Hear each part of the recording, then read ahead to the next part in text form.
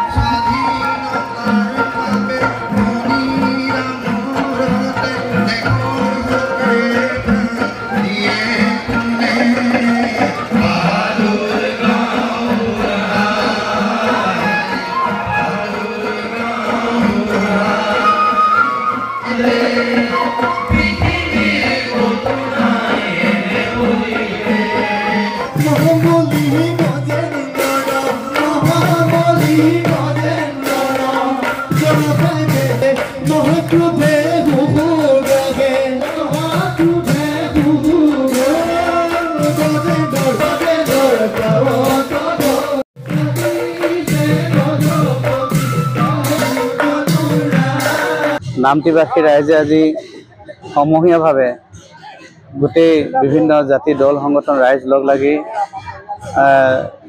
তেখেতৰ আদ্য শ্ৰাদ্ধ পাতিছে আজি মাহেকীয়া।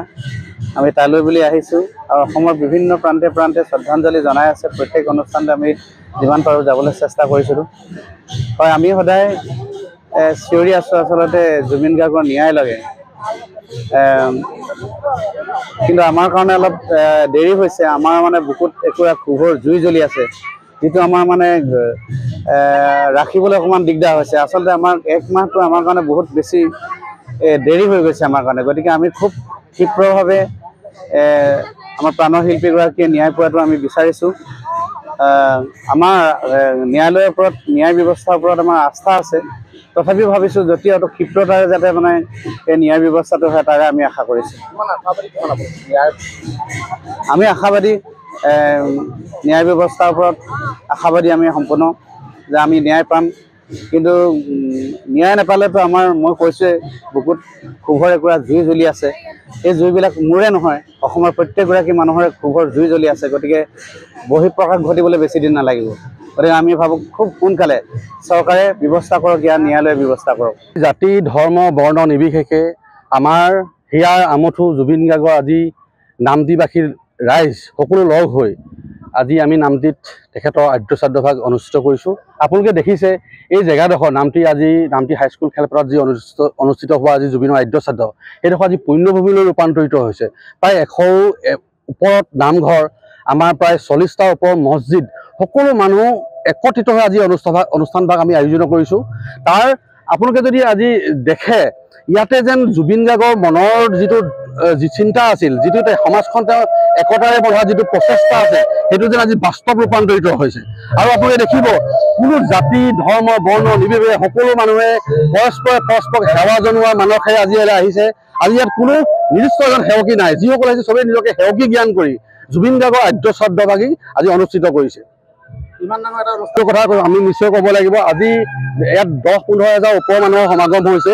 কিন্তু খুব ভাল লগা কথা কি, ইয়াত কোনো এখন সমিতি নাই, সকলোৱে নিজকে আহ্বায়ক হিচাপে ভাবি এই অনুষ্ঠান বা সাফল্যমণ্ডিত কৰি লৈ গৈছে। খুব প্ৰথম ভাগতে পুৱা নাহৰ পুলি ৰোপণৰ কাৰ্যসূচীৰে আমাৰ এই অনুষ্ঠানভাগ আৰম্ভ হৈছে। তাৰ পাছতেই আমাৰ নাম প্ৰসংগ আৰম্ভ হৈছে। তাৰ পাছতে গায়ন বায়ন আমাৰ জিকিৰ জাৰি, তাৰ উপৰিও আমাৰ সৰ্বধৰ্মীয় প্ৰাৰ্থনা আৰু মায়াবিনী গীতটিক এটা কোৰাছ হিচাপে আমাৰ প্ৰায় ইয়াত 10,000 মানুহে ইয়াত গীত পৰিৱেশন কৰিব গধূলিলৈ, আৰু ৰাতিলৈ মহাপুৰুষ শ্ৰীমন্ত শংকৰদেৱৰ বিৰচিত আমাৰ এভাগী নাটো ইয়াত মনস্থ কৰা হ'ব।